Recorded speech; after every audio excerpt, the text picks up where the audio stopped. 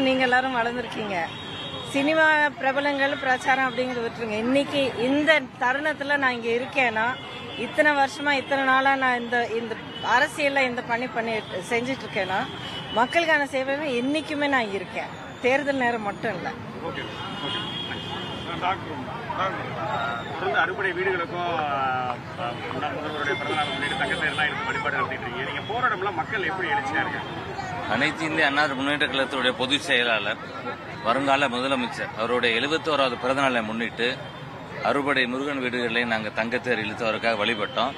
எங்களோட வேண்டுதல் எல்லாம் ஐயா அவர்கள் முழு உடல் நலத்துடன் இந்த 2026 சட்டமன்ற தேர்தலில் மிக சிறப்பான ஒரு கூட்டணி அமைத்து கூட்டணிக்கு தலைமை தாங்கி தமிழகத்தின் முதல்வராக வந்து தமிழக மக்களுக்கு உண்மையிலேயே ஒரு விடியலை தர வேண்டும் என இந்த முருகபெருமானின் பெயரை கொண்டவர் எங்களுடைய பொதுச் செயலாளர்.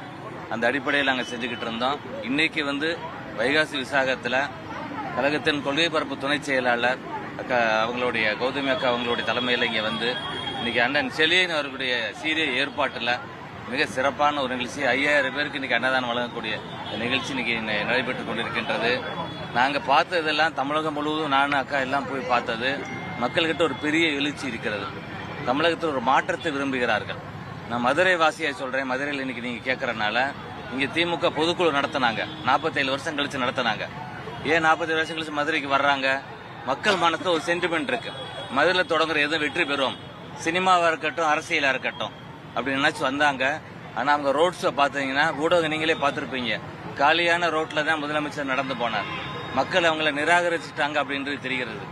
திமுகவோட தோல்வி மதுரையில் இங்க ஒரு அச்சாரம் இடப்பட்டிருக்கின்றது. அதிமுக தான் அடுத்த ஆட்சிக்கு வரும். ஐயா எடப்பாடியார் எங்கு சென்றாலும் மக்கள் பெரு வெள்ளமாக கூடுகிறார்கள். அவர் மக்களுக்கான சாமானிய மக்களுக்கான ஒரு முதல்வராக திகழ்கிறார். மக்கள் மனசுல அதுதான் இருக்கிறது. மேடம், இப்போ முருகன் அப்படின்னாலே தமிழ் கடவுள் தான். பாத்தீங்கன்னா உங்க படங்கள் பாடல்கள் என்ன நீங்க சொன்ன அந்த ஆசையில பாத்தீங்கன்னா ஒரு வரையும் அரோகரா மட்டும் போடலாமா பக்தர்களுக்காக? ஐயோ, பாட முடிஞ்சா என்னைக்கோ நான் பாடி இருப்பேன். என்னுடைய குரலும் நீங்க படத்துல நீங்க கேட்டிருப்பீங்க.